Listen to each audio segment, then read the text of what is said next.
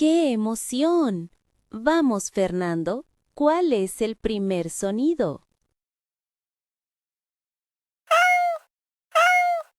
Mmm, ese es curioso. Fernando, ¿puedes repetir el sonido otra vez?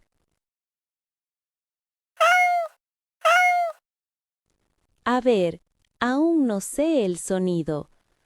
Niños, ¿qué animal hace ese sonido? Sí, ese sonido es de un gato.